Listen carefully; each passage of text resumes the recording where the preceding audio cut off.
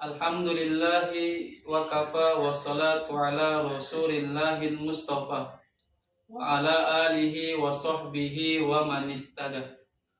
Allahumma salli ala sayyidina Muhammad wa ala alihi wa ashabihi wa tabi'ina bi ihsan ila yaumil qiyamah. Amma ba'da, anak-anakku sekalian, kita bersyukur kepada Allah Subhanahu wa Ta'ala karena kita masih bisa bertemu walaupun hanya sebatas melalui video.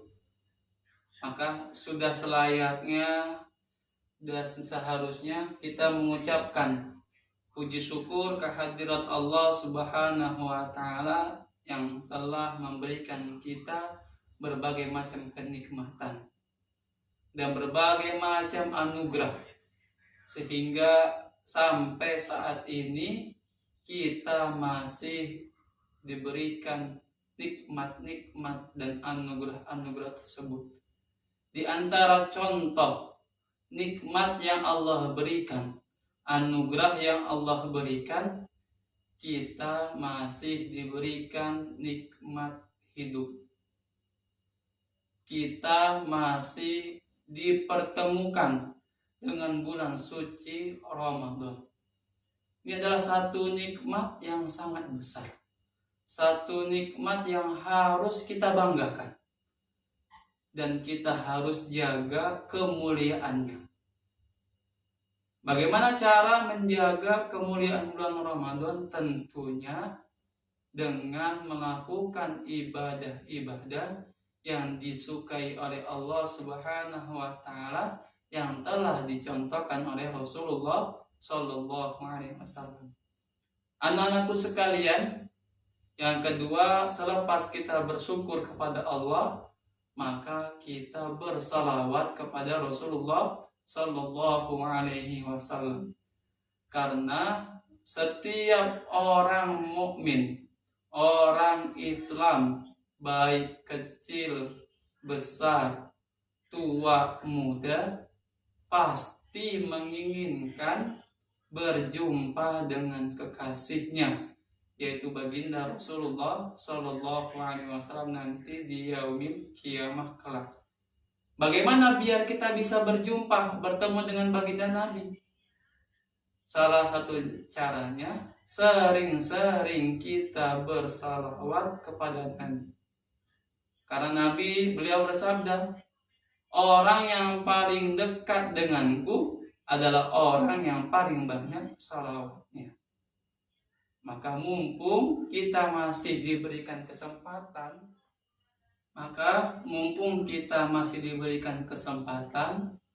kita lakukan perbanyak salawat kepada baginda Rasulullah Sallallahu Alaihi Wasallam. Kemudian selepas kita memperbanyak salawat pada Nabi, langkah kedua agar kita nanti bersama Rasulullah Sallallahu Alaihi Wasallam, yaitu caranya menghidupkan sunnah-sunnah Nabi dalam kehidupan sehari-hari. Dari mulai bangun tidur sampai mau tidur kembali, bagaimana kita pelajari sunnah-sunnahnya baginda Rasulullah Sallallahu Alaihi Wasallam. Karena Rasulullah Sallallahu Alaihi Wasallam beliau bersabda, man ahya sunnati faqad ahabbani wa man ahabbani kana ma'i fil jannah. Yang artinya, siapa yang menghidupkan sunnahku, maka sungguh dia telah cinta kepadaku. Siapa yang cinta kepadaku, maka dia bersamaku di dalam surga. Anak-anakku sekalian, pasti kalian pengen masuk surga, karena banyak cerita-cerita mengenai surga yang begitu nikmat, sehingga semua orang pengen masuk surga. Salah satu caranya gampang, hidupkan sunnah baginda Nabi sehingga membuat Nabi cinta. Kalau Nabi sudah cinta, kita akan masuk ke dalam surga.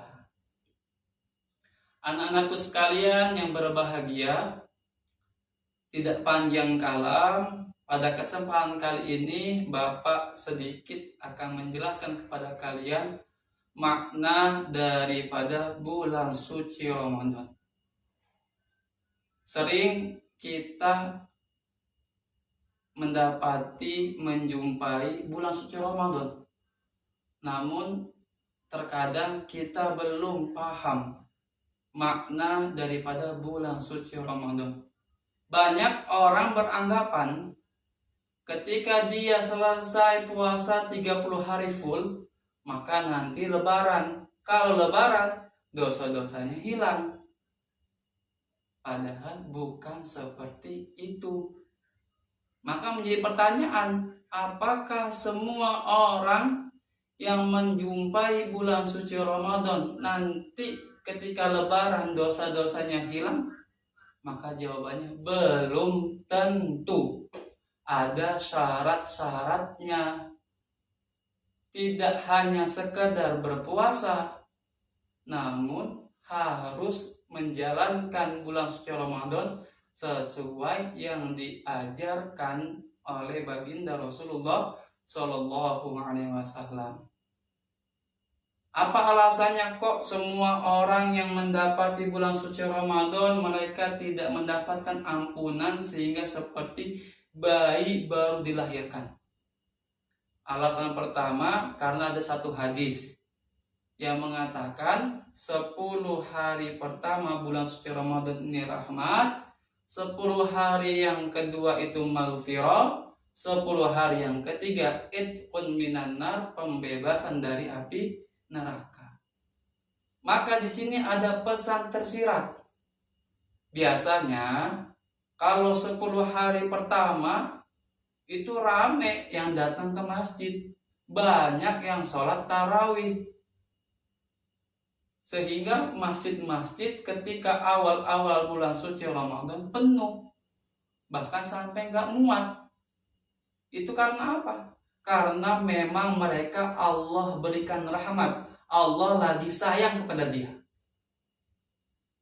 Nah, ketika Allah berikan kasih sayangnya kepada hamba-hambanya, dilihat nih, yang beneran ikhlas, yang beneran seneng dengan datangnya bulan suci Ramadan, dilihat di 10 hari yang kedua. Kalau 10 hari pertama semangat wajar, karena Allah lagi sayang, karena Allah memang sengaja nggak pilih-pilih, siapa aja dikasihani Allah. Bahkan orang yang suka buat maksiat pun, yang dulunya nggak pernah sholat, yang dulunya nggak pernah puasa, ketika awal bulan suci Ramadan, secara otomatis dia nanti pergi sendiri ke masjid, karena saking melihat banyaknya orang yang pergi ke masjid. Namun 10 hari pertama ini tidak bisa menjadikan patokan dia ini termasuk orang-orang yang beruntung. Dilihat 10 hari yang kedua, maka janjinya Allah yaitu maghfirah.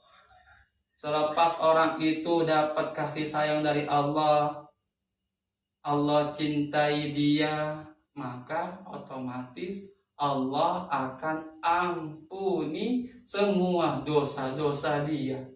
Dosa yang kecil, yang besar, yang nampak, tidak nampak, sengaja, tidak sengaja, semua dosa diampuni oleh Allah Subhanahu wa Ta'ala di 10 hari kedua.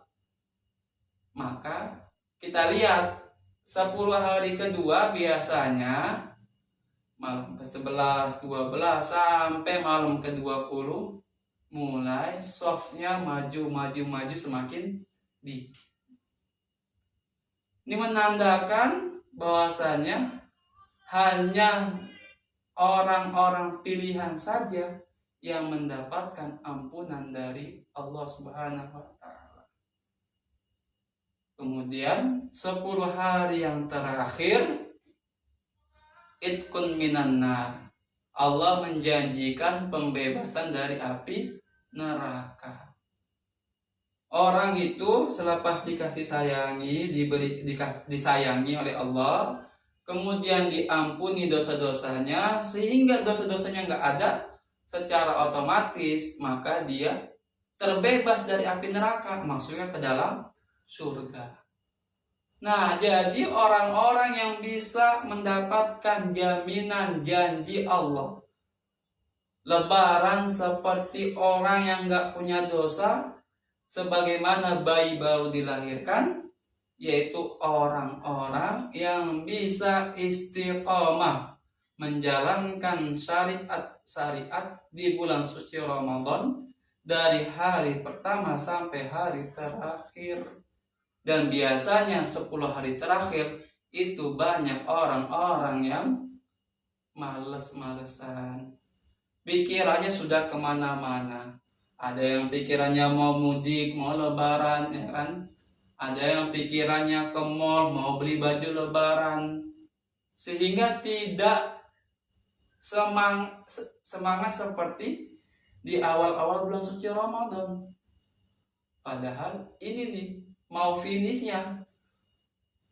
Anak-anakku sekalian, kalau kita lomba, yang dinilai itu yang mana ya? Ketika awal apa yang terakhir? Kalau ada orang balap lari, ketika awal kencang terus, sebentar lagi mau finish dia pingsan, nggak jadi juara. Begitu juga ada orang dari hari pertama semangat, 10 hari terakhir dia loyo, makanya nggak jadi juara, tidak mendapatkan jaminan dari Allah Subhanahu wa Ta'ala, diampuni semua dosa-dosanya sebagaimana bayi baru dilahirkan.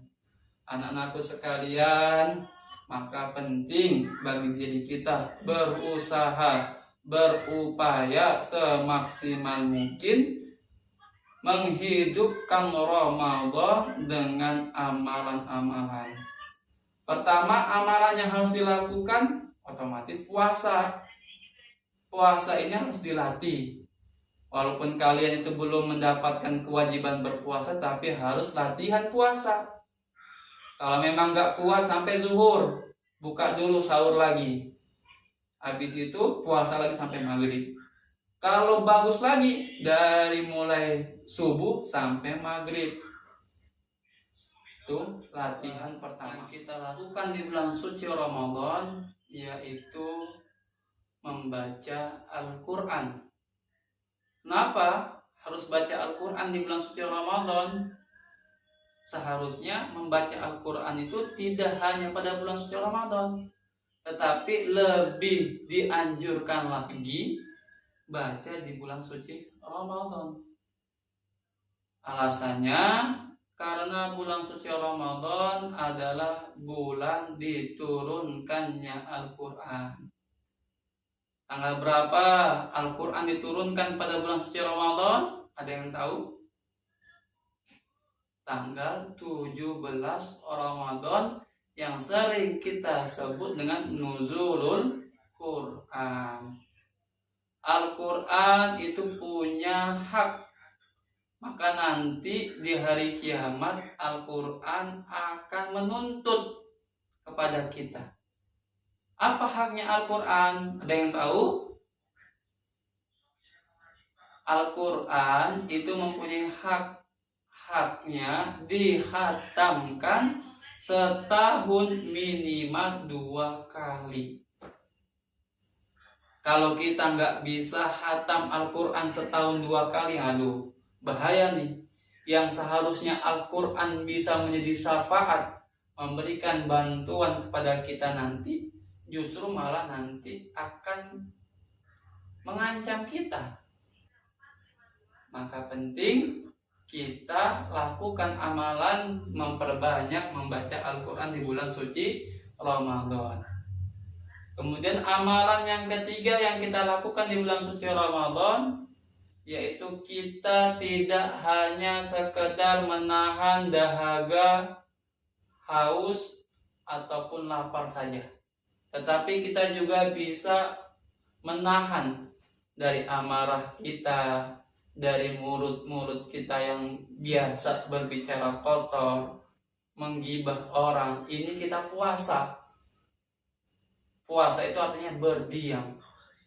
Berarti kalau orang puasa itu tidak diperbolehkan untuk melakukan keburukan, melakukan kemaksiatan. Sehingga nanti banyak orang-orang yang kayaknya puasa tetapi ternyata nggak dapat pahala sama sekali, cuman dapatnya lapar dan haus saja. Di 3 amalan penting yang harus kita lakukan. Yang keempat yaitu sholat tarawih. Sholat tarawih ini khusus, sholat spesial yang ada hanya pada bulan suci Ramadan. Jadi jangan sampai kita melewatkan sholat tarawih dengan alasan apapun kecuali memang uzur syar'i, yaitu sakit ataupun yang lain-lainnya. Selagi masih kita ada kesempatan, kalau cuman mau pergi ke mall, diatur waktunya, jangan pas waktu sholat tarawih. Karena nggak bisa kita ganti sholat tarawih ini. Kalau kita lakukan di luar bulan Ramadan bukan tarawih namanya qiyamul lail. Tarawih itu hanya ada di bulan suci Ramadan. Maka rugi kalau kalian tidak sholat tarawih.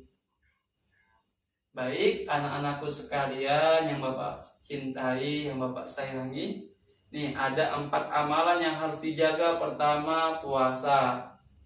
Yang kedua, membaca Al-Quran. Yang ketiga, menahan diri dari berbuat kemaksiatan. Yang keempat, sholat tarawih.